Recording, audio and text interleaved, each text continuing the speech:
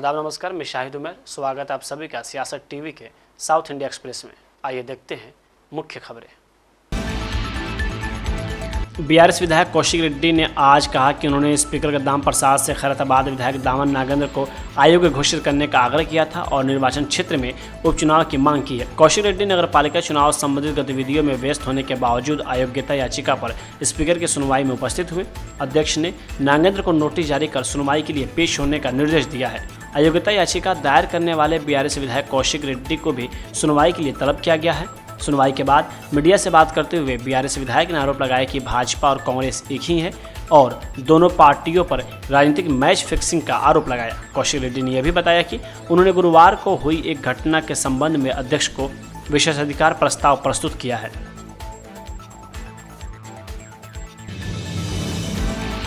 तेलंगाना सरकार ने केंद्र सरकार से समक्का सरक्का जतरा को नेशनल फेस्टिवल घोषित करने की अपील की है।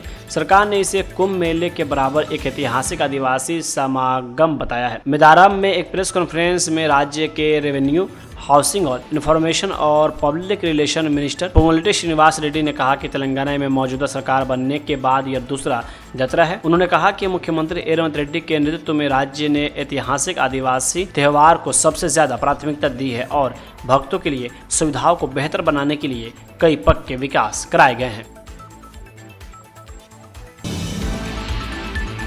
तेलंगाना विधानसभा अध्यक्ष गद्दाम प्रसाद कुमार ने आज भाजपा के दल बदलू नेता अल्लेट्टी महेश्वर रेड्डी के अनुरोध पर खैरताबाद विधायक दानम नागेंद्र के खिलाफ अयोग्यता याचिकाओं की सुनवाई 18 फरवरी तक के लिए स्थगित कर दी।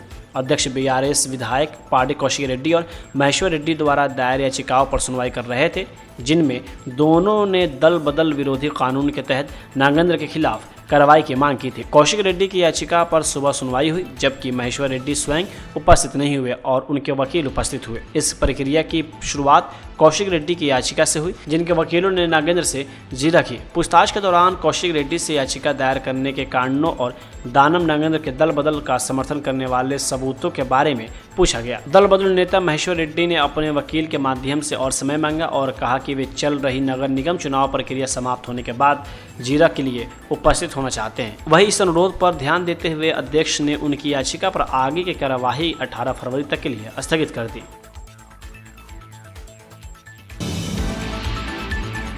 बीआरएस के अध्यक्ष के चंद्रशेखर राव ने आगामी नगर निगम चुनाव का हवाला देते हुए तेलंगाना फोन टैपिंग मामले के संबंध में पूछताछ के लिए एसआईटी के समक्ष पेश होने के लिए समय मांगा। इससे पहले गुरुवार को एसआईटी ने केसीआर को नोटिस जारी कर शुक्रवार यानी आज दोपहर 3 बजे पूछताछ के लिए पेश होने को कहा था। जुबली हिल्स के पुलिस उपायुक्त को लिखे पत्र में राव ने कहा, फिलहाल नगर निगमों और नगरपालिकाओं के चुनावों के लिए नामांकन प्रक्रिया चल रही है। 30 जनवरी को 116 नगरपालिकाओं और 7 नगरपालिकाओं के चुनाव के लिए नामांकन दाखिल करने की अंतिम तिथि है। इसी को ध्यान में रखते हुए मैं कई व्यक्तियों को प्राधिकरण पत्र जारी करने में व्यस्त हूं, क्योंकि चुनाव दलीय आधार पर हो रहा है। तेलंगाना के पूर्व मुख्यमंत्री ने डीसीपी से सिद्दीपेट स्थित अपने फार्म हाउस पर होने वाली पूछताछ को पुनर्निर्धारित करने का आग्रह किया। केसीआर ने यह भी कहा कि सीआरपीसी की धारा 160 के तहत 15 वर्ष से कम या 65 वर्ष से अधिक आयु के किसी भी पुरुष को पुलिस स्टेशन में पूछताछ के लिए उपस्थित होने की आवश्यकता नहीं है।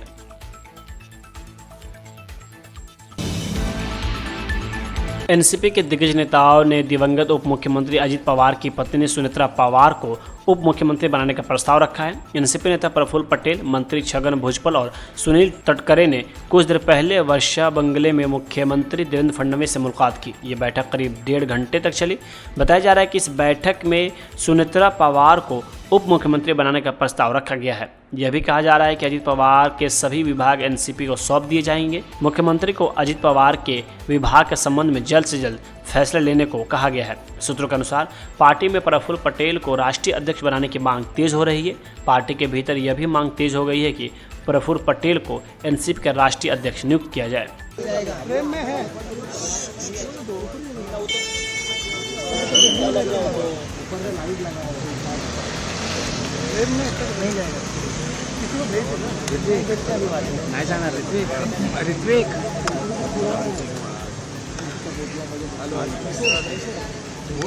वो फाइट होतो है भाऊ भाऊ मेरा अरे प्रेम काय प्रेम पिक्चर में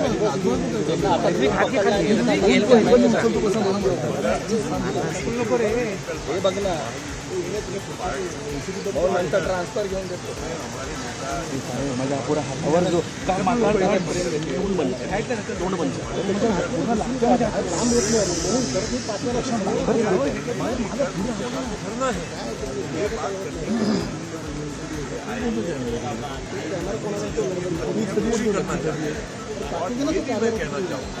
बार बार कहना चाहूँगा इन सभी परिवार से बात करना पड़ेगा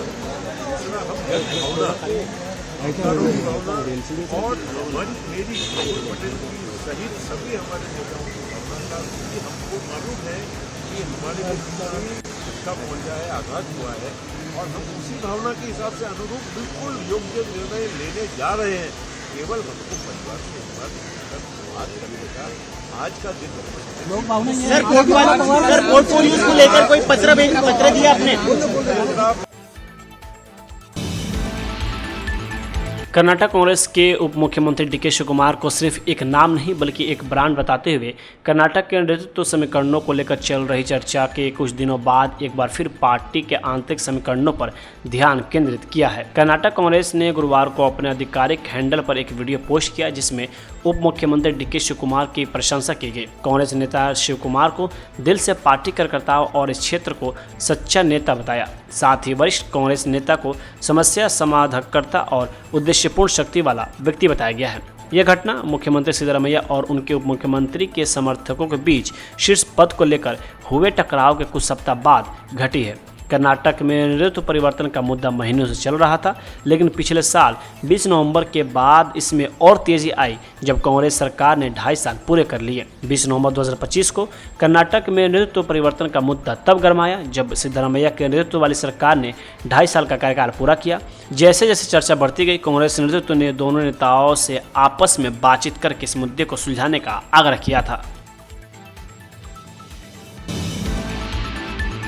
दिल्ली के राउज एवेन्यू कोर्ट ने कांग्रेस अध्यक्ष मल्लिकार्जुन खड़गे और उनके खिलाफ शिकायत खारिज होने के मामले में एक रिवीजन पिटीशन के मामले में नोटिस जारी किया है। दरअसल 30 हजारी कोर्ट ने अप्रैल 2023 में कर्नाटक में एक चुनावी रैली में मल्लिकार्जुन खड़गे पर हेट स्पीच देने का आरोप लगाने वाली शिकायत खारिज कर दी थी। अब राउज एवेन्यू कोर्ट ने स्पेशल जज जितेंद्र सिंह ने वकील रविंद्र गुप्ता की तरफ से फाइल किए गए रिवीजन पिटीशन में दिल्ली पुलिस और मल्लिकार्जुन खड़गे को नोटिस जारी किया है। इस मामले की अगली सुनवाई 27 फरवरी को होनी है। कोर्ट ने अगली सुनवाई की तारीख से पहले ट्रायल कोर्ट का भी रिकॉर्ड तलब किया है। यह रिवीजन पिटीशन 30 हजारी कोर्ट के 11 नवंबर 2025 के ऑर्डर को रद्द करने के निर्देश के लिए फाइल की गई है। 11 नवंबर 2025 को 30 हजारी कोर्ट ने कांग्रेस प्रेसिडेंट मल्लिकार्जुन खड़गे के खिलाफ एक क्रिमिनल शिकायत खारिज कर दी थी। कोर्ट ने संज्ञान लेने से मना कर दिया था और शिकायत खारिज कर दी थी। कोर्ट ने यह भी कहा था कि भाषण के बाद कोई हिंसा नहीं भड़की। आखिर में यह कानून की तय स्थिति है कि सिर्फ आलोचना चाहे कितनी भी कड़ी और आपत्तिजनक क्यों न हो, उसे हेट स्पीच के तौर पर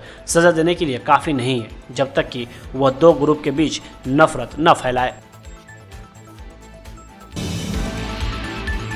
बीजेपी सांसद और वरिष्ठ नेता सुधांशु त्रिवेदी ने एक प्रेस कॉन्फ्रेंस में कांग्रेस और विपक्षी दलों पर जमकर निशाना साधा। उन्होंने कर्नाटक में कथित शराब घोटाले, मनी लॉन्ड्रिंग, आंतरिक राजनीतिक संघर्ष, पश्चिम बंगाल में घुसपैठ और राष्ट्रीय सुरक्षा जैसे मुद्दों पर सवाल उठाते हुए कांग्रेसी की नीतियों पर और नेतृत्व पर गंभीर आरोप लगाए। त्रिवेदी ने कहा कि कांग्रेस शासित राज्यों में भ्रष्टाचार, तुष्टीकरण और अव्यवस्था एक मॉडल बन चुकी है। सुधांशु त्रिवेदी ने आरोप लगाया कि कर्नाटक के शराब एसोसिएशन से जुड़े 6,000 करोड़ रुपए से अधिक के घोटाले का मामला सामने आया है। उन्होंने कहा कि शराब के अलॉटमेंट की प्रक्रिया के जरिए किस तरह भ्रष्टाचार का पैसा इधर उधर किया गया, इसका पूरा तंत्र उजागर हुआ है। उनके अनुसार यह मामला कांग्रेस सरकार की कार्यशैली पर गंभीर सवाल खड़े करता है। बीजेपी नेता ने दावा किया कि चित्रदुर्ग से कांग्रेस के एक विधायक मनी लॉन्ड्रिंग के मामले में सामने आए हैं और उन पर जुए से जुड़े आरोप भी लगे हैं। उन्होंने कहा कि शराब और जुआ ये दोनों कांग्रेस के शासन मॉडल का हिस्सा बनते जा रहा है। त्रिवेदी ने आगे ये भी कहा है कि कर्नाटक में मुख्यमंत्री और उप मुख्यमंत्री के बीच सत्ता संघर्ष अब खुलकर सामने आ चुका है। उनके अनुसार यह आपसी लड़ाई प्रशासन को पंगु बना रही है और इसका खामियाजा राज्य की जनता को भुगतना पड़ रहा है।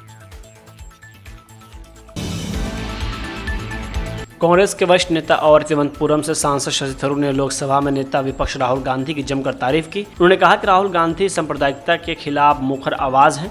थरूर की ओर से बयान तब आया है जब हाल ही में उन्होंने नेता विपक्ष और कांग्रेस अध्यक्ष मल्लिकार्जुन खड़गे से दिल्ली में मुलाकात की थी। थरूर ने आज कांग्रेस की टॉप लीडरशिप के साथ अपने तल्ख संबंधों के अटकलों को पूरी तरीके से खारिज करते हुए राहुल गांधी की तारीफ भी की। उन्होंने कहा कि राहुल गांधी देश में सांप्रदायिकता के खिलाफ एक मुखर आवाज़ है। उन्होंने कहा कि वो कांग्रेस पार्टी को नहीं छोड़ेंगे। थरूर ने कहा कि राहुल गांधी और मल्लिकार्जुन खड़गे मेरे दोनों नेता हैं।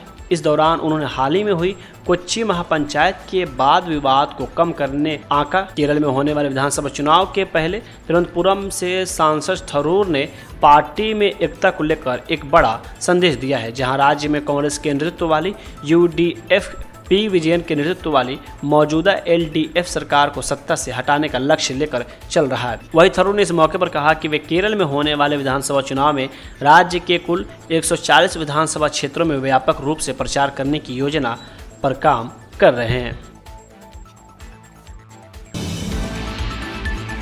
तमिलनाडु में कुछ महीने बाद विधानसभा चुनाव कराए जाने हैं और इसको लेकर राजनीतिक हलचल बढ़ गई है। सभी प्रमुख दल राजनीतिक गठबंधन को मजबूत करने में जुटे हुए हैं। इसी बीच राज्य में DMK की अगुवाई वाले सत्तारूढ़ गठबंधन में मनमुटाव की बात सामने आ रही है। हालांकि DMK और कांग्रेस के बीच इन संबंधों में किसी भी दरार से इनकार करते हुए कांग्रेस के प्रदेश प्रमुख के सर्वपेरुंथुगई ने कहा कि कोई अनबन नहीं है। दोनों पार्टियां एक हफ्ते में सीट बंटवारे पर बातचीत शुरू करेंगी। कांग्रेस प्रदेश अध्यक्ष ने विश्वास जताया कि DMK के साथ बातचीत के दौरान उनकी पार्टी को उम्मीद के मुताबिक सीटें मिलने की उम्मीद है। उन्होंने चेन्नई के करीब 45 किमी दूर तिरुवल्लुर में पत्रकारों से कहा कि हम अपने सहयोगी पर किसी तरह का दबाव नहीं डाल रहे हैं। हम जो चाहते हैं वह मांगेंगे और हमें मिलेगा और DMK हमें यह देगी। पिछले दिनों राष्ट्रीय राजधानी दिल्ली में DMK की उप महासचिव कनिमोझी की कांग्रेस के नेता राहुल गांधी से मुलाकात के बारे में तमिलनाडु के प्रदेश अध्यक्ष ने कहा कि हम इस पर बातचीत कर रहे हैं। हम करीब एक हफ्ते में फिर से बातचीत शुरू करेंगे। तमिलनाडु के पूर्व मुख्यमंत्री AIADMK से निष्कासित ओ पनीरसेल्वम ने कहा कि वह पार्टी में वापस आने के लिए तैयार हैं। हालांकि पार्टी में उनके प्रतिद्वंदी EK पलानीस्वामी ने उनके अनुरोध को तुरंत ठुकरा दिया। पूर्व मुख्यमंत्री पनीरसेल्वम ने कहा, मैं AIADMK में शामिल होने के लिए तैयार हूं। क्या TTV दिनाकर AIADMK महासचिव और पलानीस्वामी स्वीकार करने के लिए तैयार हैं। दिनाकर को भी AIADMK से निष्कासित किया गया था। दिनाकर ने पलानीस्वामी का विरोध किया था। हालांकि हाल ही में दिनाकर ने DMK को चुनाव में हराने के लिए पूर्व मुख्यमंत्री पलानीस्वामी के नेतृत्व को स्वीकार करते हुए NDA में लौट आए हैं। लेकिन पनीरसेल्वम की घोषणा के कुछ घंटे के अंदर ही पलानीस्वामी ने उन्हें पार्टी में वापस लिए जाने की किसी भी संभावना से इनकार कर दिया और कहा कि AIADMK से उन्हें निष्कासित करने का सामूहिक फैसला पार्टी की आम परिषद द्वारा लिया गया था, जो इसकी सर्वोच्च निर्णय लेने वाली संस्था है। AIADMK की आम परिषद ने 2022 में पनीरसेल्वम को पार्टी से निष्कासित करने का सर्वसम्मत फैसला लिया था। शिवसेना नेता शायना NC ने दोनों NCP गुटों के एक होने के कयास पर कहा कि मुझे नहीं लगता कि अभी कोई अनुमान लगाने की ज़रूरत है। राजनीति के लिए बहुत समय है। फिलहाल अजीत दादा को याद रखते हुए सभी श्रद्धांजलि दे रहे हैं। NCP का ये अंदरूनी मामला है तो उनको ये निर्णय लेने दीजिए। मुझे नहीं लगता है कि अभी स्पेकुलेशन करने की आवश्यकता है। पॉलिटिक्स के लिए बहुत समय है। फिलहाल आदरणीय दादा को याद रखते हुए सभी श्रद्धांजलि दे रहे हैं। राजनीति तो होते रहेगी और ये एक अंदरूनी मामला है NCP का, तो उनको ये निर्णय लेने दीजिए। मर्जर की भी बात कही जा रही है, दोनों NCP के मर्जर की बात कही जा रही है और मैं कोई स्पेकुलेशन पे टिप्पणी नहीं करूंगी। ये NCP का अंदरूनी मामला है और वो परिवार ही तय करेंगे।